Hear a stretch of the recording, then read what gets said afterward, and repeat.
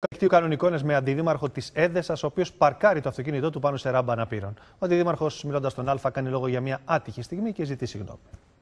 Ο αντιδήμαρχος Έδεσσας έχει παρκάρει το λευκό αυτοκίνητό του στη διάβαση αναπήρων έξω από το Δημαρχείο της πόλης. Η θέση αυτή τη συγκεκριμένη, που είναι για τα μέγα, τους ανθρώπους με ειδικές ανάγκες, συγκεκριμένοι άνθρωποι παρκάρουν επανειλημμένα. Συγκεκριμένος.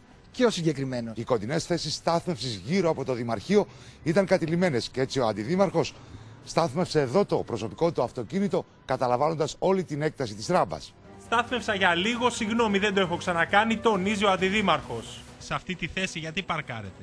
Σε αυτή τη θέση πάρκαρα τελείως συμπτωματικά. Μας λένε ότι έχετε ξαναπαρκάρει στο συγκεκριμένο σημείο. Αν έχω ξαναπαρκάρει, μπορούσαν να καλέσουν και την αστυνομία. Περιμένει κάποιος να είστε το υπόδειγμα. Υπόδειγμα είσαι, αλλά και τα υποδείγματα κάνουν λάθη πολλές φορές. Μας λένε ότι σας έκαναν και συστάσεις και είπατε εντάξει, μωρέ, μην ασχολείσαι. Ποιος μου έκανε συστάσεις? Είχε παρκάρει και άλλες φορές. Του λέω, Γιάννη, αυτό που κάνεις δεν είναι σωστό, λέω. Είσαι ένα δημόσιο πρόσωπο στην κοινωνία, μέσα στην πόλη. Δεν πρέπει να παρκάρεις εδώ πέρα.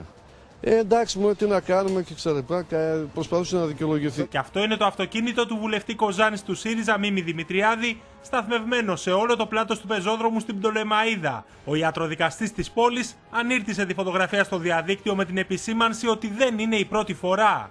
Ο συγκεκριμένος χώρος βέβαια είναι ένα πλάτωμα, δεν πρέπει να το κάνουμε πράγματι, αλλά είναι ένα πλάτωμα πρακτικής εξυπηρέτησης της κίνησης, της καθημερινότητας εκεί πέρα. Τι πλάτωμα, αυτό δεν περνάει άνθρωπος? Δεν είναι έτσι, είναι ένα πλάτωμα μεγάλο, δεν φαίνεται φωτογραφία. Τέλος πάντων, δεν έχει σημασία, σας λέω, είναι ένα στιγμιαίο γεγονός.